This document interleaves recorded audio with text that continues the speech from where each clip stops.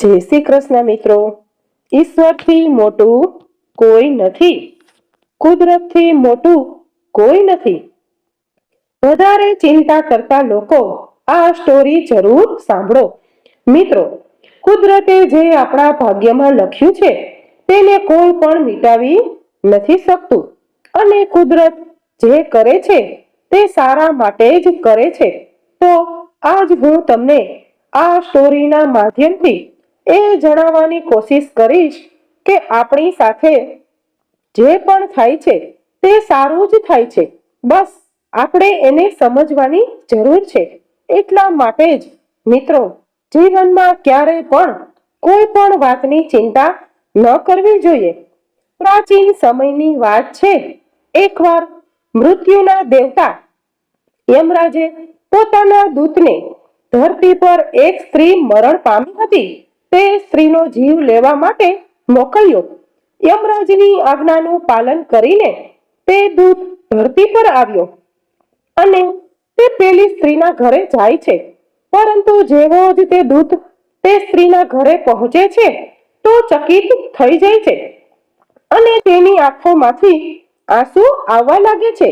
કારણ કે મરણ થયેલી સ્ત્રીની આજુબાજુ 3 નાની નાની બાળકીઓ હતી, જેમાંથી એક બાળકી સ્તનપાન કરી રહી હતી, જ્યારે બીજી બાળકી જોર જોરથી રડી રહી હતી અને ત્રીજી બાળકી રોતા રોતા જ ઊંઘી ગઈ હતી.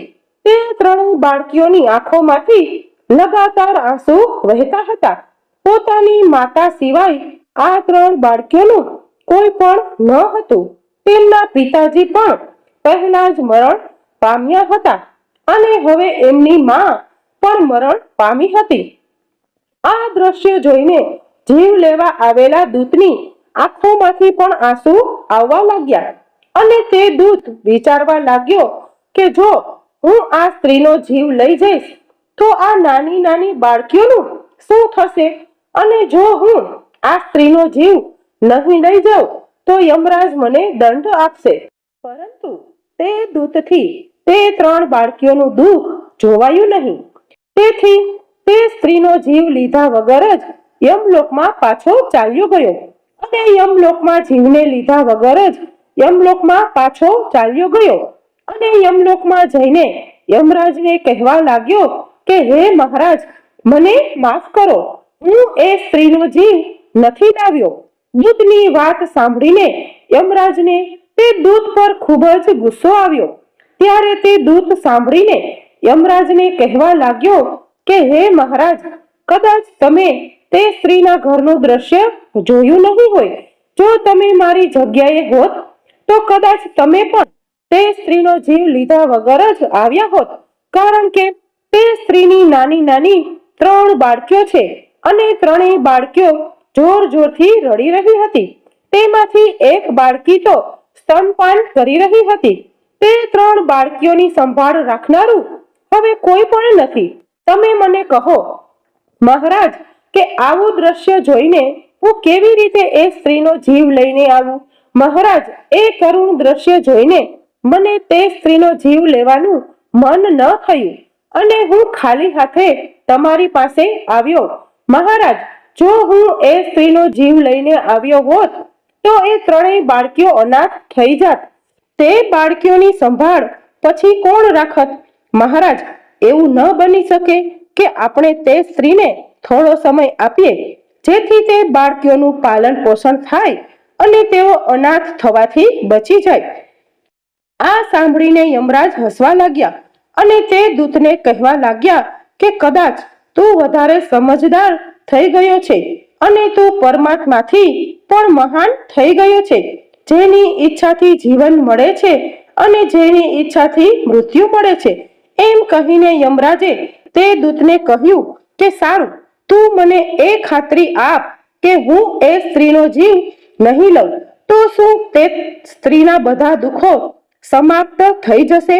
ત્યારે તે દૂતે યમરાજને કહ્યું કે હા મહારાજ, જ્યારે તમે તે સ્ત્રીનો જીવ નહીં લ્યો તો તે સ્ત્રી જીવિત રહેશે અને તે બાળકોનું સારી રીતે પાલન પોષણ કરશે અને ફરીથી તેમના જીવનમાં ક્યારેય દુઃખ નહીં આવે. આ સાંભળીને યમરાજ ફરીથી હસવા લાગ્યા અને દૂતને કહેવા લાગ્યા કે તે સ્ત્રીનો જીવ ન લાવીને એક મોટું પાપ કર્યું છે અને તેની તને સજા મળશે. અને સજા એ છે કે તારે ધરતી પર જવું પડશે અને તું ધરતી પરથી ત્યાં સુધી પાછો નહીં આવી શકે જ્યાં સુધી તને તારી મૂર્ખતા પર 3 વખત હસવું ન આવે. અને જ્યારે તું તારી મૂર્ખતા પર 3 વખત હસીશ ત્યારે તને પાછા યમલોકમાં આવવા મળશે. યમરાજની વાત સાંભળીને દૂત ચકિત થઈ ગયો અને મનમાં વિચારવા લાગ્યો કે મેં ક્યાં પાપ કર્યું છે, મેં તો બસ એ બાળકીઓનું સારું જ કર્યું છે. એમ વિચારીને તે દૂત યમરાજની વાત સ્વીકારી લે છે, કારણ કે દૂતને પોતાના પર પૂરો વિશ્વાસ હતો કે તે સાચો છે અને મેં કોઈ મૂર્ખતા નથી કરી. તો પછી હું મારી મૂર્ખતા પર શા માટે હસું? અને પછી તે દૂત યમરાજના કહેવા પ્રમાણે ધરતી પર ચાલ્યો જાય છે. ત્યારે ધરતી પર ખૂબ જ ઠંડી હતી. ઠંડીના કારણે તે દૂત ધ્રુજવા લાગે છે. ઠંડી સહન નથી થતી અને તે સડકના એક કિનારે બેઠો બેઠો ધ્રુજે છે. ત્યારે અચાનક ત્યાંથી એક મોચી પસાર થાય છે. તે પોતાના બાળકો અને પત્ની માટે ઠંડીના રક્ષણ આપતા કપડાં લેવા બજારમાં જઈ રહ્યો હતો. ત્યારે જ તે મોચી સડક કિનારે બેઠી રહેલા દૂતને જુએ છે. તેની પાસે ઓઢવા માટે એક પણ વસ્ત્ર ન હતું અને તે ધ્રુજતો હતો.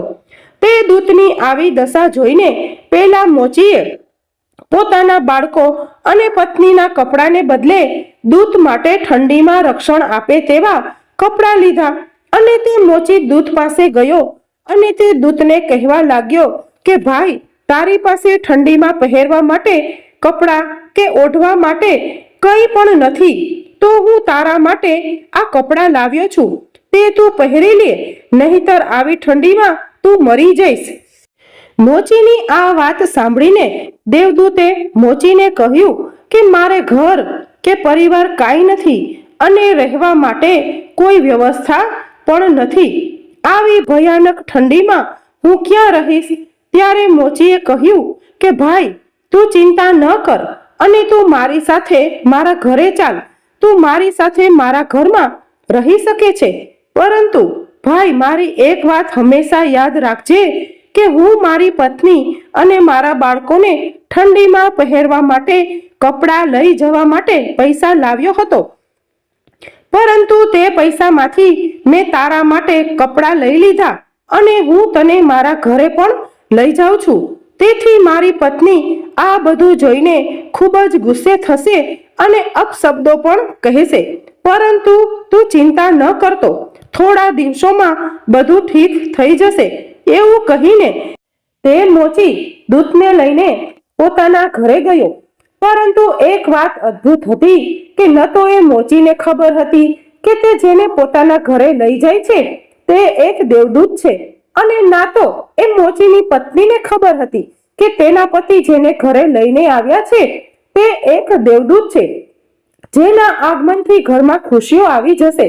દેવદૂતને જોઈને મોચીની પત્નીએ કહ્યું કે તમે આ કોને લઈને આવ્યા છો અને તમે કપડાં કેમ નથી લાવ્યા? ત્યારે મોચીએ પોતાની પત્નીને બધી વાત કરતા કહે છે કે આપણી પાસે તો ઠંડીથી બચવા માટે બીજા ઘણા કપડાં છે, પરંતુ આ માણસ પાસે તો એક પણ વસ્ત્ર ન હતું. તેથી પત્નીએ કહ્યું કે તમે આ કોને લઈને આવ્યા છો અને તમે કપડાં કેમ નથી લાવ્યા? ત્યારે મોચીએ કહ્યું કે આપણા કરતા કપડાની વધારે જરૂરિયાત એને છે.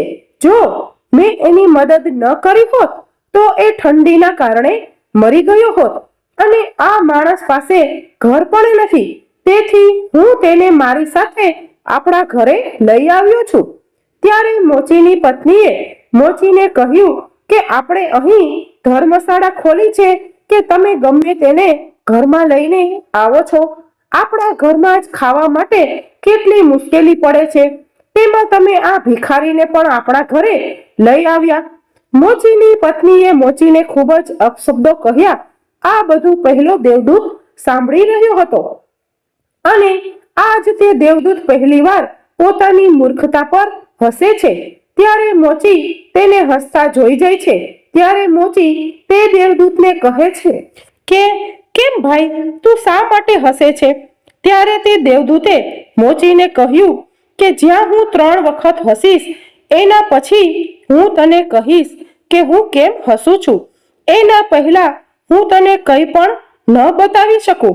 દેવદૂત પહેલીવાર એટલા માટે હસ્યો હતો કારણ કે મોચીની પત્નીએ જોઈ શકતી નહોતી કે તેના ઘરે એક દેવદૂત આવ્યો છે, જેના આગમનથી ઘરમાં ખુશીઓ આવી જશે.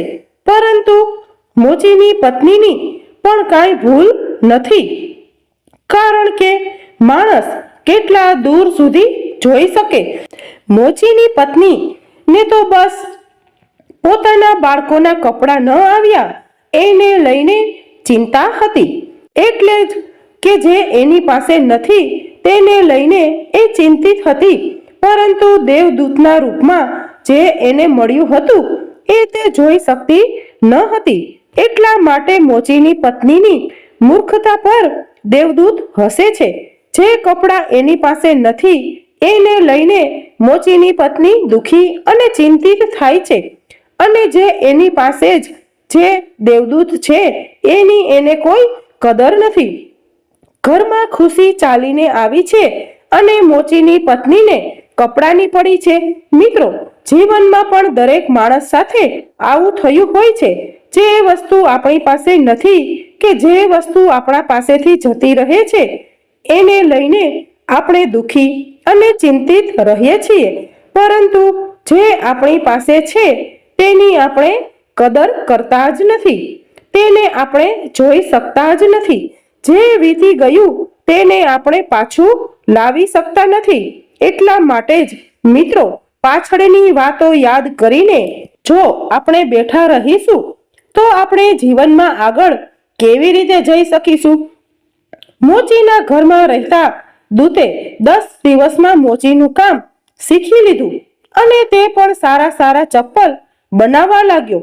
અને જોત જોતામાં એ દેવદૂતના ચપ્પલ ખૂબ પ્રસિદ્ધ થઈ ગયા. દૂર દૂરથી માણસો તેના બનાવેલા ચપ્પલ ખરીદવા આવતા. તેના કારણે મોચીના ઘરની દશા બદલાઈ ગઈ અને જોત જોતામાં મોચીના ઘરમાં એટલા બધા પૈસા આવવા લાગ્યા કે મોચી રાજા મહારાજાઓની જેમ જીવન જીવવા લાગ્યો. 1 વર્ષની અંદર આજુબાજુના તમામ રાજ્યોમાં એ વાત ફેલાઈ ગઈ કે મોચીને ત્યાં ખૂબ જ સારા ચપ્પલ બનાવવામાં આવે છે અને એની જેવા ચપ્પલ કોઈ પણ બનાવી શકતું નથી. તેથી આજુબાજુના જે પણ રાજાઓ હતા તે બધાના ચપ્પલ મોચી પાસે આવવા લાગ્યા, જેથી મોચીના ઘરમાં તો પૈસાનો વરસાદ થવા લાગ્યો. પરંતુ એક દિવસ બાજુના રાજ્યમાંથી એક સેનાપતિ મોચીના ઘરે આવ્યો અને મોચીને કહેવા લાગ્યો કે આ ચામડું ખૂબ જ કિંમતી છે. આ ચામડામાંથી તારે અમારા રાજા માટે મોજડી બનાવવાની છે, ચપ્પલ નહીં. પરંતુ ધ્યાન રાખજે, કોઈ પણ ભૂલ ન થાય. અને આ લે નમૂનો, બિલકુલ આવી જ મોજડી બનાવજે. અને ખાસ ધ્યાન રાખજે કે મોજડી જ બનાવવાની છે, ચપ્પલ નહીં. તે રાજ્યની એક પ્રથા હતી કે જ્યારે પણ કોઈ વ્યક્તિ મરી જાય, એ પછી રાજા હોય કે રાજ્યનો કોઈ પણ વ્યક્તિ હોય, ત્યારે તેની સાથે ચામડાના નવા બનાવાયેલા ચપ્પલ મૂકવામાં આવતા અને પછી જ તેનો અગ્નિ સંસ્કાર કરવામાં આવતો. સેનાપતિના ગયા પછી મોચીએ દેવદૂતને કહ્યું કે આ ચામડામાંથી એક ખૂબ જ સુંદર મોજડી બનાવવાની છે. યાદ રાખજે, રાજાનો આદેશ છે કે આ કિંમતી ચામડામાંથી ચપ્પલ નહીં પરંતુ મોજડી જ બનાવવાની છે. ધ્યાન રાખજે, કોઈ ભૂલ ન થાય, નહીંતર આપણે મોટી મુસીબતમાં ફસાઈ જઈશું. મોચી દ્વારા આટલું બધું કહેવા છતાં પણ તે દેવદૂતે તે કિંમતી ચામડામાંથી મોજડી બનાવવાના બદલે ચપ્પલ જ બનાવ્યા. અને જ્યારે મોચીને ખબર પડી કે દેવદૂતે મોજડી બનાવવાના બદલે ચપ્પલ બનાવ્યા છે, તો તે દેવદૂત પર ખૂબ જ ગુસ્સે થયો અને લાકડી વડે તે દેવદૂતને મારવા લાગ્યો. ત્યારે અચાનક એક સૈનિક દોડતો દોડતો મોચીના ઘરે આવ્યો અને મોચીને કહેવા લાગ્યો કે તે કિંમતી ચામડામાંથી મોજડી નહીં પરંતુ ચપ્પલ બનાવજો, કારણ કે રાજાનું મોત થઈ ગયું છે. આ સાંભળીને મોચીના હાથમાંથી લાકડી નીચે પડી ગઈ અને તે દેવદૂત પાસે માફી માંગવા લાગ્યો. ત્યારે દેવદૂત હસવા લાગ્યો અને કહેવા લાગ્યો કે કોઈ વાંધો નહીં મિત્ર, હું તો બસ મારી સજા ભોગવી રહ્યો છું. દેવદૂતની આ વાત સાંભળીને મોચી કહેવા લાગ્યો કે કેવી સજા, અને મેં તને આટલો બધો માર્યો તેમ છતાં પણ તું શા માટે હસ્યો? ત્યારે દેવદૂતે કહ્યું કે જ્યારે હું 3 વખત હસી લઉં ત્યારે હું તને બતાવીશ કે હું શા માટે હસ્યો. હાલ તો હું તને કંઈ પણ ન બતાવી શકું. આ જીવનમાં માણસ એ વસ્તુઓ પાછળ જ ભાગે છે જેની એને જરૂરિયાત જ નથી. ભવિષ્યને કોઈ જાણી શકતું નથી કે કાલે શું થવાનું છે. માત્ર ભગવાનને જ ખબર હોય છે કે કાલે શું થવાનું છે. ત્યારે માણસ પોતાના પાછળના અનુભવોના આધારે ભવિષ્યના નિર્ણય લેતો રહે છે અને વિચારે છે એને કે ગઈકાલે મારી સાથે આવું થયું હતું તો આવતીકાલે પણ મારી સાથે આવું થશે. જ્યારે કાલે શું થશે એ કોઈ માણસ જાણી શકતો નથી. રાજા જીવતો હતો ત્યારે તેની મોજડીની જરૂરિયાત હતી અને આજે જ્યારે મરી ગયો ત્યારે તેને ચપ્પલની જરૂર છે. એટલા માટે મિત્રો, જીવનમાં ચિંતા કરવાનું છોડી દો અને ખુશીથી જીવન પસાર કરો. વૃદ્ધ અવસ્થામાં આપણે જવાન બનવાની કોશિશ કરીએ છીએ. દેવદૂતને ફરીથી પોતાની મૂર્ખતા પર હસવું આવે છે અને તે મનમાં વિચારે છે કે મને શું ખબર કે 3 નાની નાની બાળકીઓનું ભવિષ્ય કેવું હશે અને હું ફાલતુમાં યમરાજની આજ્ઞાનું ઉલ્લંઘન કરી અને આજે આ સજા ભોગવી રહ્યો છું. ઘણા વર્ષો પસાર થઈ ગયા. એક દિવસ દેવદૂત મોચીની દુકાન પર બેસીને ચપ્પલ બનાવી રહ્યો હતો. ત્યારે તે દેવદૂતની પાસે 3 છોકરીઓ આવી. તે 3 છોકરીઓ સાથે એક ઘરડી સ્ત્રી પણ હતી. એ 3 છોકરીઓના લગ્ન થવાના હતા એટલા માટે તે પોતાના ચપ્પલ બનાવવા માટે મોચીને ત્યાં આવી હતી. જ્યારે દેવદૂતે તે 3 છોકરીઓને જોઈ તો તે તરત જ તેમને ઓળખી ગયો અને મનમાં વિચારવા લાગ્યો કે આ તો પહેલી જ 3 છોકરીઓ છે જેમની માતાનો જીવ લીધા વગર જ હું યમરાજ પાસે ગયો હતો અને આ 3 દીકરીઓના કારણે જ હું અહીંયા સજા ભોગવી રહ્યો છું. જ્યારે દેવદૂતે 3 છોકરીઓની હાલત જોઈ તો તે હેરાન જ રહી ગયો, કારણ કે તેમના પહેરવેશ ઉપરથી તો તે 3 છોકરીઓ કોઈ મોટા ઘરની લાગતી હતી અને તે 3 છોકરાઓ ખૂબ જ સુંદર લાગી રહી હતી. દેવદૂતે તે 3 છોકરીઓને કહ્યું કે તમારી સાથે આ ઘરડી સ્ત્રી કોણ છે? ત્યારે પાસે ઊભેલી સ્ત્રી બોલી કે આ 3 છોકરીઓ મારી પાડોશી સ્ત્રીની દીકરીઓ છે. બાળપણમાં તેમની માં મૃત્યુ પામી અને આ દીકરીઓ ખૂબ જ ગરીબ હતી. તેમની પાસે ખાવા માટે પણ કંઈ ન હતું. તેમની માં પાસે તો આ દીકરીઓને પાવા માટે દૂધ પણ ન હતું. આ 3 દીકરીઓ અનાથ હતી, પરંતુ મેં આ 3 દીકરીઓને પોતાની દીકરીઓની જેમ જ પાલન પોષણ કર્યું છે, કારણ કે મારે એક પણ સંતાન ન હતું. અને આજે આ 3 દીકરીઓના લગ્ન એક ધનવાન માણસને ત્યાં થવા જઈ રહ્યા છે. તે ઘરડી સ્ત્રીનો સાંભળીને દેવદૂત જવાબ મનમાં વિચારવા લાગ્યો કે આજે આ 3 દીકરીઓની માં જીવતી હોત તો તેમના ઘરે ભયંકર ગરીબી હોત અને તે 3 દીકરીઓના લગ્ન ક્યારે પણ ધનવાન પરિવારમાં ન થાત. એમ વિચારીને તે દેવદૂત પોતાની ત્રીજી મૂર્ખતા પર હસે છે અને જ્યારે મોચી આવ્યો ત્યારે મોચીને બધી વાત કહી કે હું અહીંયા શા માટે આવ્યો છું અને હું 3 વાર મારી મૂર્ખતા પર કેમ હસ્યો. આ 3 કારણો હતા. જેના કારણે મને મારી મૂર્ખતા પર હસવું આવ્યું અને આજ સુધી હું મારી સજા ભોગવી રહ્યો હતો. અને હવે મને સમજાયું કે નિયતિ બધાથી મોટી છે. કુદરતથી મોટું કંઈ પણ નથી. તે જે પણ કરે છે તે બધું સારા માટે જ કરે છે, પરંતુ આપણે તેને જોઈ શકતા નથી. મિત્રો, જો આ વાર્તા ગમી હોય તો લાઈક કરી દેજો અને વિડીયોને શેર કરી મારી ચેનલને સબસ્ક્રાઇબ કરી દેજો. જય શ્રી કૃષ્ણ મિત્રો.